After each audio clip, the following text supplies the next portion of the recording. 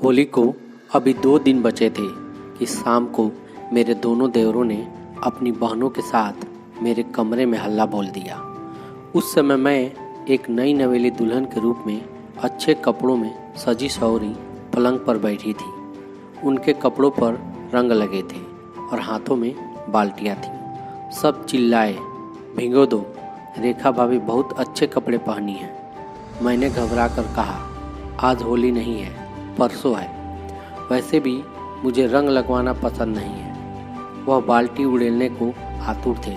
मैंने कहा कि अभी बाबूजी को बुलाती हूँ। सभी ने कहा कि बुला लीजिए, होली में 1 हफ्ते तक कोई कुछ नहीं कहेगा। मैं हाथ जोड़ने लगी तो वह बोले, अगर रंग नहीं डालवाना तो एक डांस कर दीजिए और गाना सुना दीजिए।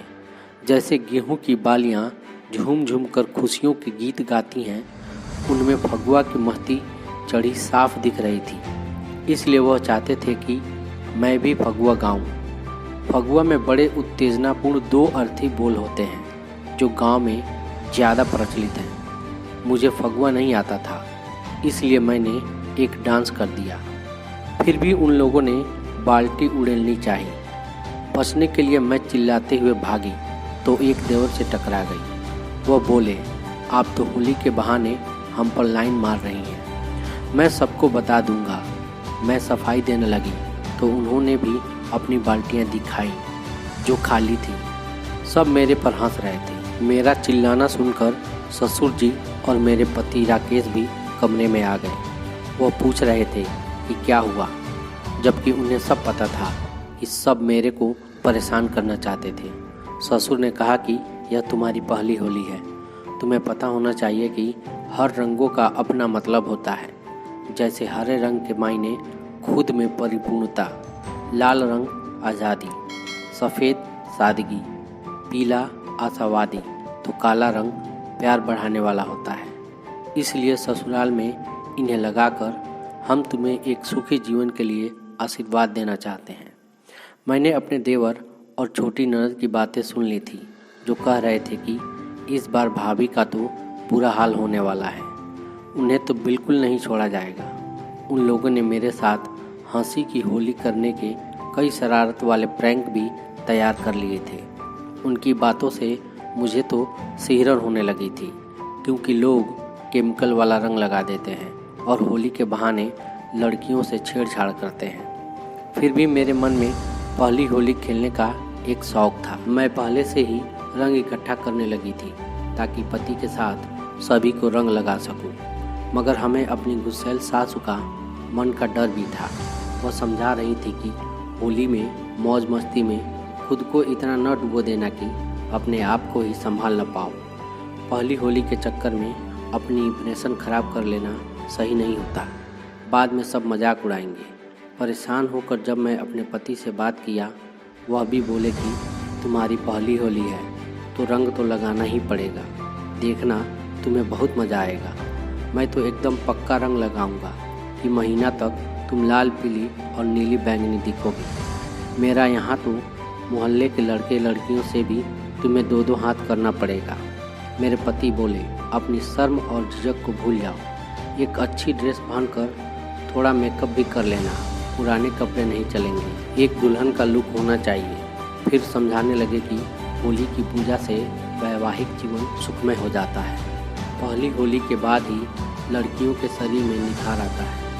रंग भरे अनेक हाथों के स्पर्श जीवन के विभिन्न पहलुओं को तरंगित करते हैं। ससुर का आशीर्वाद बहू को गंभीर बनाता है तो सासू माँ द्वारा सर पर रंग डालना मातृत्व की इच्छा जागृत करता है।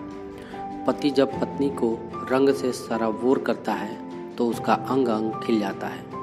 नादान ननद और देवरों की ठिठोलियाँ नारी में एक संकोच एवं लज्जा विकसित करती हैं। हमारे बुजुर्गों के रहते कोई डरने की बात नहीं। वह शादी के बाद पहली होली थी, इसलिए मैं काफ़ी एक्साइटेड थी। मैं ससुराल में पहली होली को यादगार बनाना चाहती थी। मुझे पता चला कि घर के लोगों में आपस के रिलेशन अच्छे नहीं हैं, उनमें हमेशा मतभेद रहता है। लोग एक दूसरे से उखड़े उखड़े रहते थे।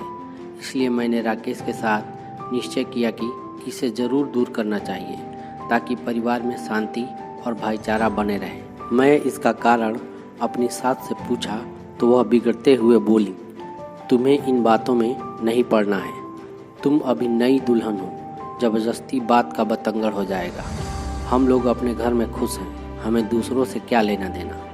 मैंने राकेश से पूछा कि उनका पूरा घर क्यों बिखरा पड़ा है, इतना बड़ा घर होते हुए भी सभी अलग अलग क्यों रहते हैं, सब एक दूसरे से खींचे खींचे क्यों रहते हैं। राकेश ने बताया कि पुश्तैनी मकान को लेकर सभी में कुछ कहासुनी हो गई थी, वह बात अभी तक नहीं खत्म हुई थी, इसलिए सभी अलग अलग त्यौहार मनाते थे।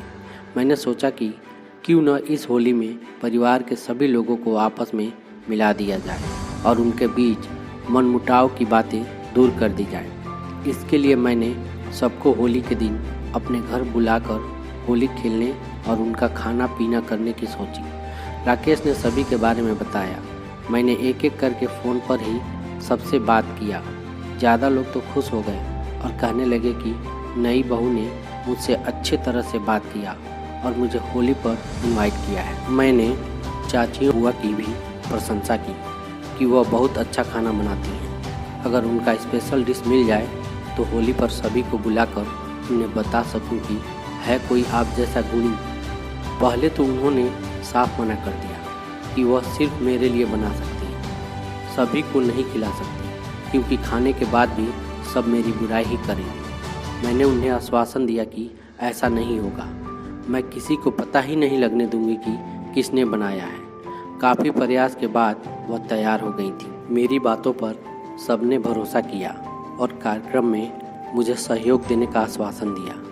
हमारे यहाँ शादी के बाद पहली होली अपने मायके में ही मनाने का चलन है। कहा जाता है कि शादी के बाद पहली होली पर ससुराल में होलिका दहन देखना अशुभ होता है, लेकिन हमने दोनों जगह का आनंद लेने की सोची। होलिका दहन के समय हम अपने मायके चले गए, राकेश भी हमारे साथ गए। रात में सोते समय मेरी बहनों ने उनके चेहरे पर तरह तरह की डिज़ाइन बना दी। सुबह में शीशे देखकर बिगड़ रहे थे, रंग छूट नहीं रहा था। सबने कहा कि यह जीजा सालियों के प्यार की तरह पक्का है। सुबह हम ससुराल वापस आ गए थे। मैंने उस बार का होली मिलन भी हाईटेक कर दिया था, जिसमें कलर बम, सूखे रंग एवं गुलाल का स्प्रे हो रहा था। बीच बीच में इत्र मिलाया जल का फुहार माँ को आनंदित कर रहा था। रिकॉर्डिंग के लिए कैमरा और म्यूजिक की व्यवस्था की गई थी। सबने मिलकर होली खेली। फिर मैंने सबके पैर छुए, सबको ठंडाई पिलाई। सास ने मुझे नेक दिया था और बोली थी कि प्यार का रंग ही पक्का होता है। मैंने सभी के बने हुए भोजन को पहले ही मंगा लिया था। जब परोसा जा रहा था तो अपनी अपनी पसंद का डिश देखकर सब अचंभित थे कि नई बहू को उनकी पसंद कैसे पता चली और कैसे उसने सब कुछ अकेले बना लिया। सबने हर एक स्वादिष्ट आइटम की तारीफ की थी। मैंने हाथ जोड़कर सबसे माफ़ी मांगी और कहा कि मुझे कुछ भी खाना बनाना नहीं आता। यह जो मालपुआ खा रहे हैं, यह बुआ जी ने बनाया है।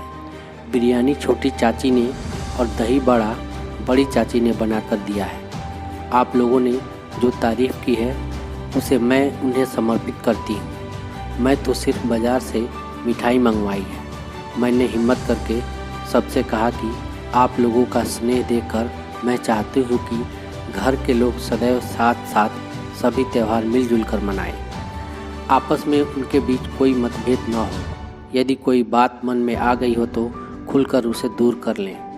आज मेरी पहली होली पर आप सभी को यह वचन देना होगा। राकेश के बाबा ने मेरी तारीफ करते हुए कहा कि देखो कितनी अच्छी बहू है।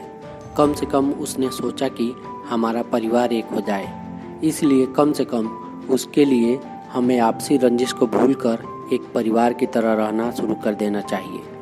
सभी उनकी बातों से सहमत हो गए और एक दूसरे से गले मिले। मैंने अपने मायके से सभी के लिए कुर्ता पजामा, साड़ियाँ आदि लेकर आई थी, जिसे सभी को देकर उनके आशीर्वाद लिए।